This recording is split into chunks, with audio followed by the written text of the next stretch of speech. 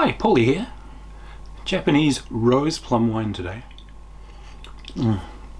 For a good reason. Every now and then I go on little quests.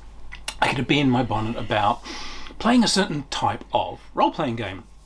And I developed a love for Miraculous Ladybug, which is it's actually a French cartoon series, but it's in the tradition of the Japanese magical girl anime genre. So, if you've ever seen Sailor Moon, if you liked Magic Knights Rayearth, Magical Girl Pretty Sammy, this is sort of a genre of high school kids who are endowed with magical powers, superpowers, and go off and face strange hidden enemies that wish to take over the world and do ultimate evil. And it's actually it's a gorgeous little genre, but it's really hard to do with superhero rules. If you go out and get your typical superhero game, you will spend ages mini-maxing the system to make some sort of, Kildor, the Killdozer of Doom character. It's all about the hurting and the fire, and it doesn't really have the little mechanisms that kind of make the innocent fun of this particular adventure genre. So I went hunting, I sorted through a lot of different systems, and I found an absolute gem, which you've probably never heard of. And it's called Glitter Hearts. This was kickstarted a while ago, it's a 2020 game, so powered by the apocalypse. But this game is absolutely a delight. First off, I mean, you can see it's all pink and hearts and glitter and so on. My inclusivity antenna obviously is really sharp, so I have to say this is the most inclusive piece of game work I've ever seen. We've got wheelchair people, we've got trans people, we've got all kinds in here. It's absolutely beautiful, and the artwork, of course, is in the whole magical girl glitters and hearts style. And the joy in this is that it's very simple to make characters. You have a lot of fun making your characters, and you play in this particular style. So the mechanism itself is pretty damn simple. Bell curve, a 2d6 roll, and you're looking for a 10 or higher for something to succeed. Now you add into that characteristics which give you a bonus to the roll. However, very importantly, what gets added to the roll is power. Power is gained through your connection to people and the world around you. As you help out friends, as you collect good feeling, as you rescue people, as you cooperate, you start to gain power, and this power is put into increasing these rolls.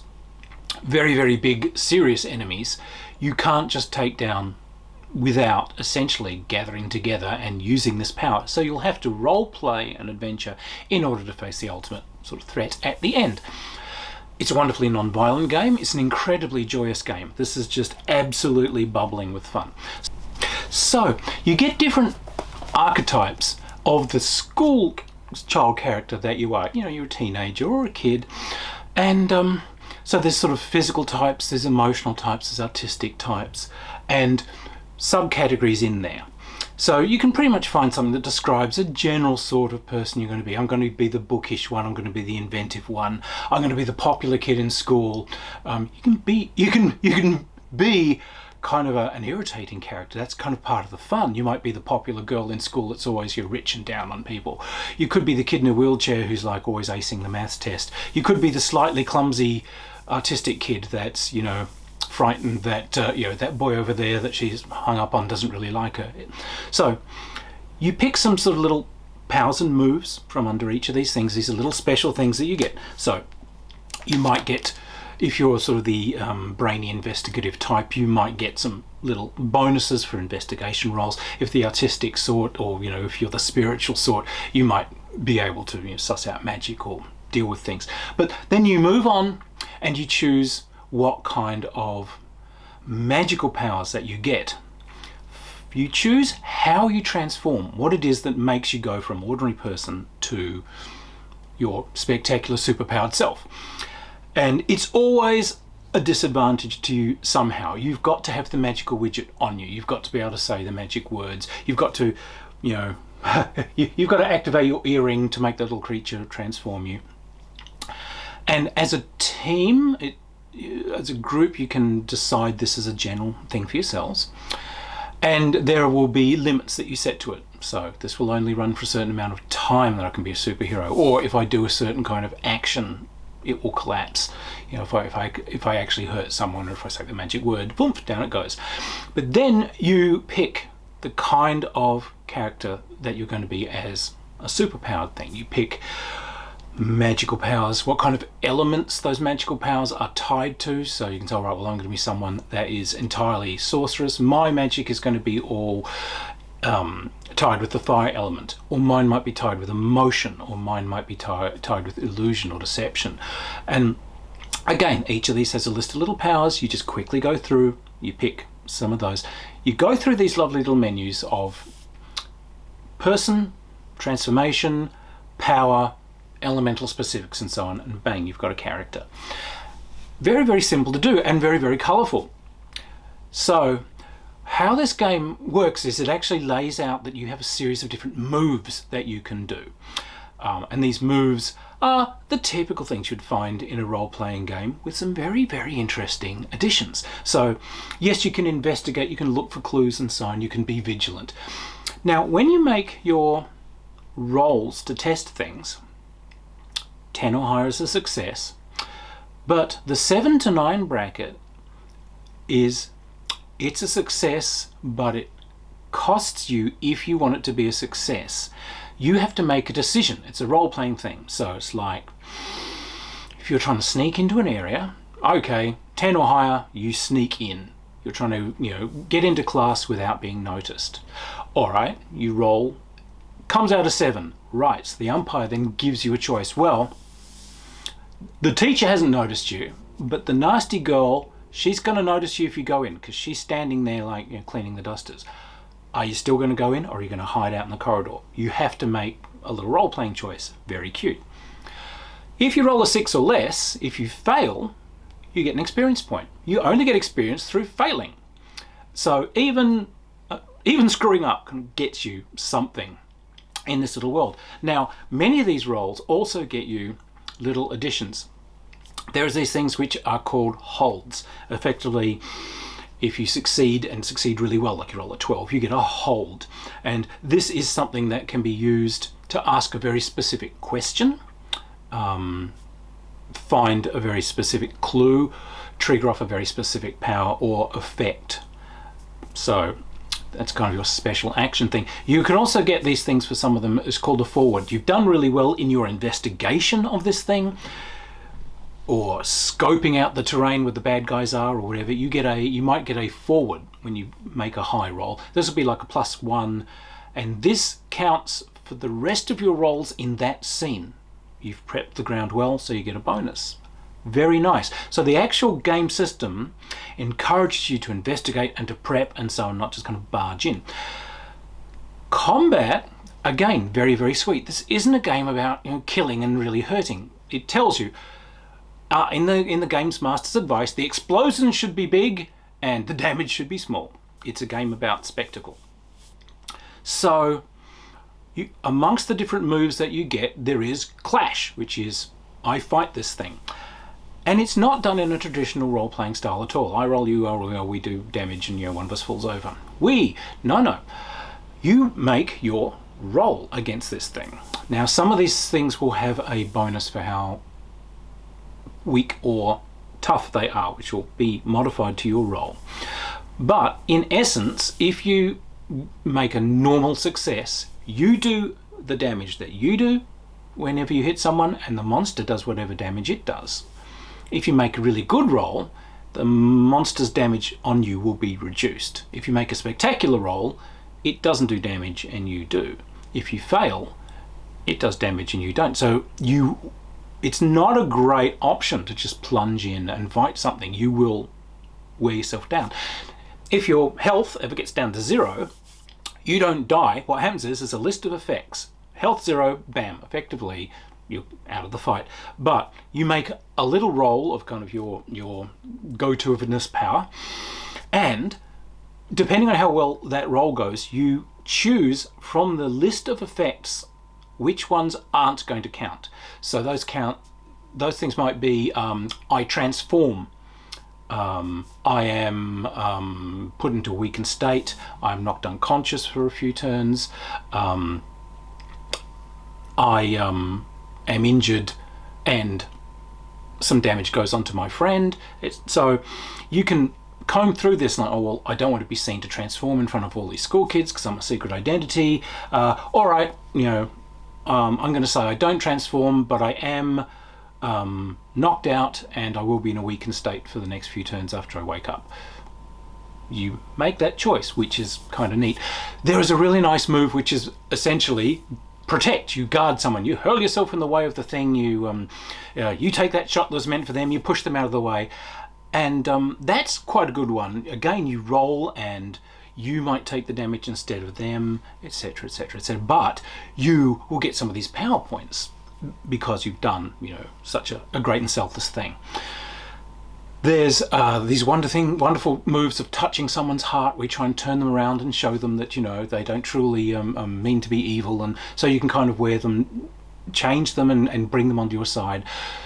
But you probably need investigative moves and things like that to actually get the bonuses on that to do it. You're going to have to find out, why is this person rotten? Why have they turned to evil? Why have they done this? And you can try and turn them around. And you've also got this, we can do it together sort of rule where you club together and do things. You're going to have to do that to take major enemies down. And you have to do that with power points. So you can't do it until you've run around and you've helped and you've made these relationships and you've made friends and you've done things. And then you have to all club these power points together, and this is a big ultimate check to see if you can, you know, take bad guys down. So really interesting cooperative play, really nice play style that the mechanics have actually led you into, and simple but beautifully done.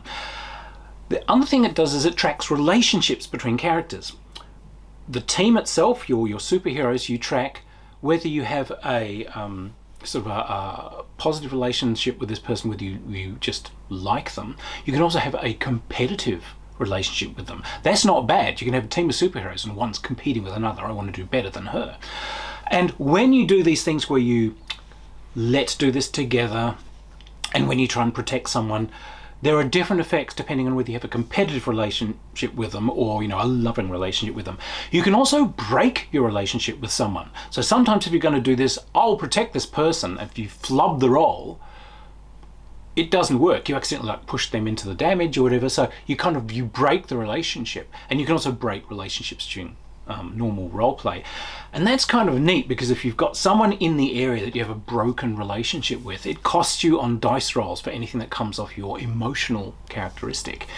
So you might want to somehow work on trying to repair broken relationships, which are other moves you can do in here to try and fix these things, you know, before you go and fight bad guys. You know, your team is broken up, this one feels you for traitor, you stole this one's boyfriend. So it's this lovely kind of high school hijinks game. These nice clear instructions for umpires on how to set up these worlds and how to set these things up, you know, in the genre. So you've got the low level creatures and minions that you'll meet, but you can get monsters which are a bigger threat, and they can be, you know, quite large and so on. There are middle bosses, which are actually the enemies that you will generally be fighting, sometimes for many sessions during a campaign.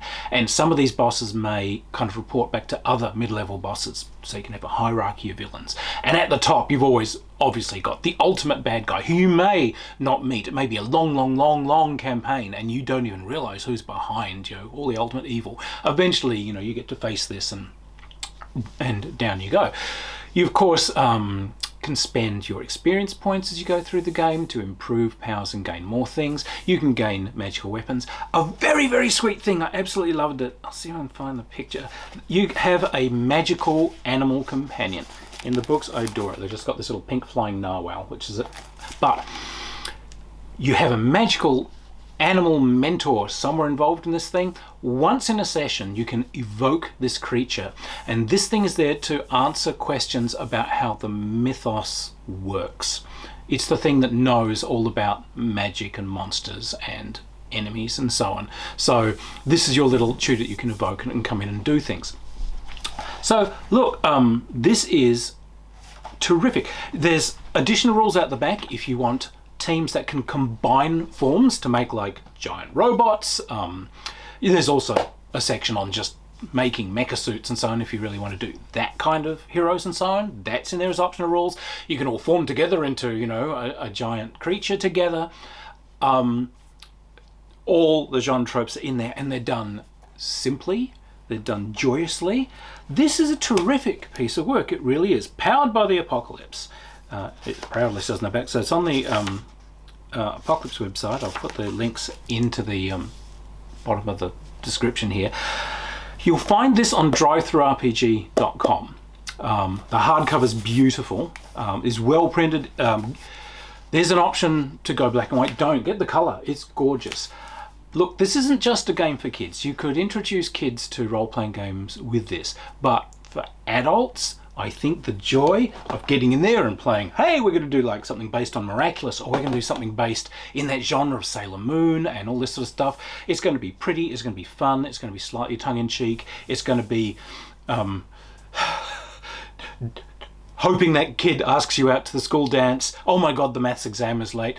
The whole sort of geist of this thing has been, yes, you'll be fighting crime, but, you know, make sure that you get your maths homework done as well. So, look, it's a delight. This is a really, really great genre game. It's a hidden gem. Go out and find it. Take a look at it. I think you'll be absolutely delighted with it. This is a splendid piece of design work for a genre that wasn't properly served by role-playing rules. You could adapt other things to do it, but this one's specifically designed for it. Go and take a look. Really, it's absolutely glorious piece of work. So, ding!